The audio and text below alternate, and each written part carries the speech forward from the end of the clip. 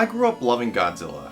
In fact, I think most kids who grow up in the 70s, 80s, and the 90s can have fond memories of watching Godzilla on TV. But what about now in the present time? Godzilla will always be a nostalgic thing from my childhood. But even I can admit, trying to go back and watch the early films, they just don't hold up as well from when I first saw them. The same cannot be said about the modern Godzilla films of the last few years, Shin Godzilla being one of my personal favorites.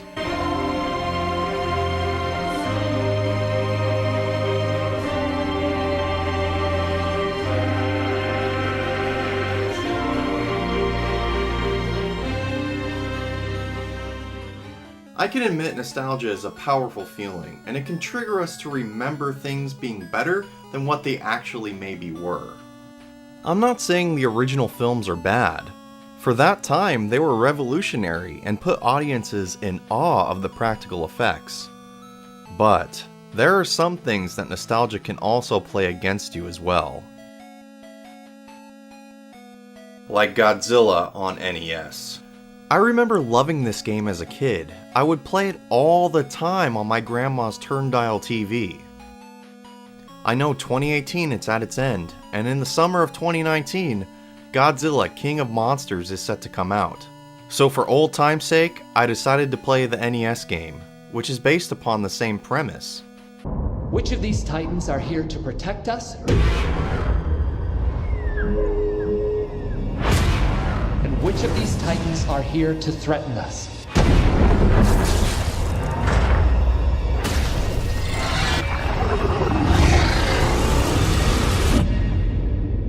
So you'd want to make Godzilla our pet? No. We would be his.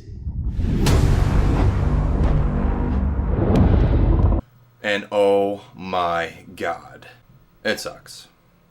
The opening screen has great music, but why does Godzilla's face look like he is stunned in confusion? Is he trapped in gray hell limbo? I mean, Godzilla has gone to hell before, but this is ridiculous. The story text for the game moves so slow, you feel like that kid from A Christmas Story when reading his Ovaltine commercial. Be sure to drink your Ovaltine. Ovaltine?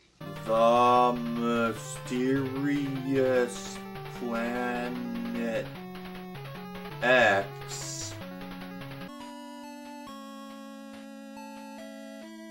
Okay, the first level is Earth.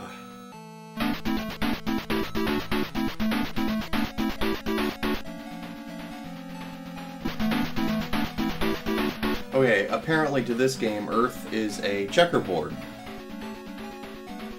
So if Godzilla and Mothra are the heroes in this game, why is everyone trying to kill you? I mean, Godzilla has been known to destroy Tokyo from time to time, but it even says in the story that Godzilla and Mothra are trying to save the world.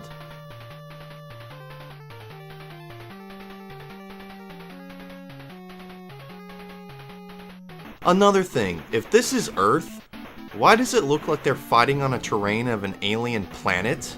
With what looks to be a sky of other planets in the background? So as you play, you have the choice to move around the map as Godzilla or Mothra, which is cool to have two monsters to play with at the same time. But the same cannot be said for how the levels are designed. You will encounter the same 3 to 4 level designs over and over. Just in the first stage alone, Earth, all of its living forces try to bomb you to death with everything in existence.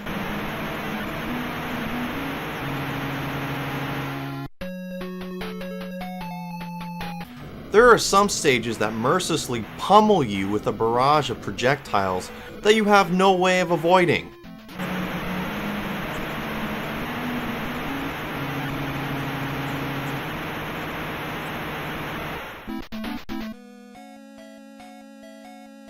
Then, once the game traps you in a corner, all you can do is helplessly watch Godzilla as it gets blown up into a searing ember.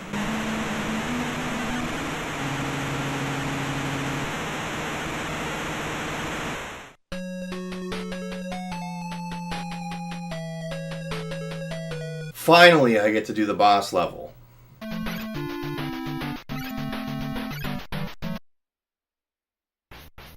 Wait, I thought this was a boss level. Now I need to run through 3 of the same levels over again I did in order to even get here? The game is against you without a doubt. Having the player run through a gauntlet of unavoidable attacks just to fight a boss who will have full life and energy while you're all fucked up from previous levels to get there is a true test of your patience. This is it, the boss level, the one thing I've been waiting for, monster ass-kicking action.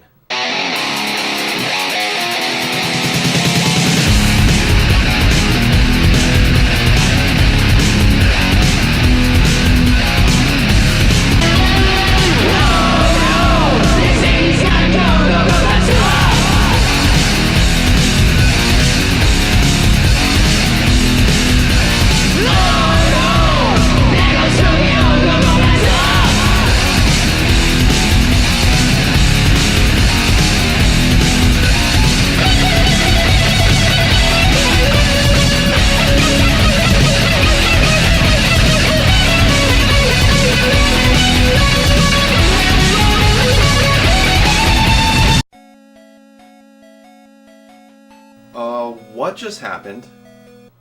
I was winning the fight, and it just randomly ended.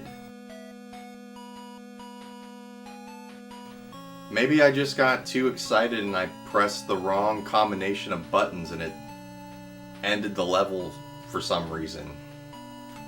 Why in the hell does the game stop you from fighting a boss monster?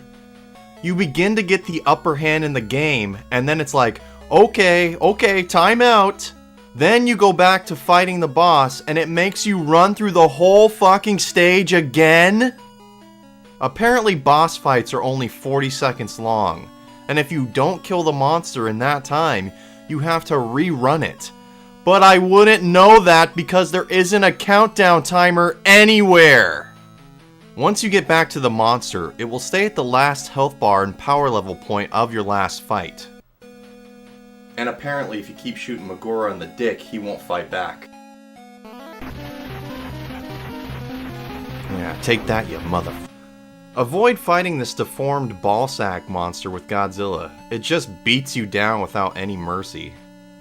This game is all about monotonous gameplay, over and over. Fighting phoenixes from Harry Potter, F-16s in space, volcanoes, and not to mention satellite dishes that shoot lightning bolts. I ended up getting so frustrated with the game that I put in the code to fight King Ghidorah.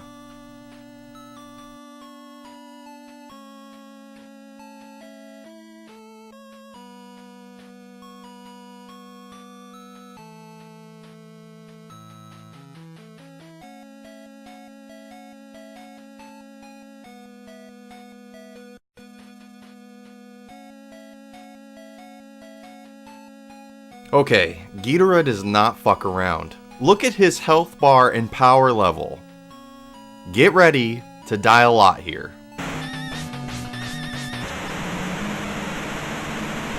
I do appreciate the fact that Toho tried to make this game as faithful as they could with all the monsters in the roster, having 10 monsters in total, not including Godzilla and Mothra. And the character designs are really good looking for this era in gaming. The soundtrack of the game is pretty decent as well. Sadly, this is one of those games in the NES library that do not hold up, and would have just been better suited as if they cut out all the dumb side-scrolling levels and just made this a Godzilla fighting game like TMNT Tournament Fighters, and included a 2-player option. 8-bit games are known for their devastating difficulty, and Godzilla King of Monsters is no exception. But that also doesn't mean that the game is necessarily good either. Anyway guys, I hope you join me next time while I search out a game from my childhood to see if it's good or not.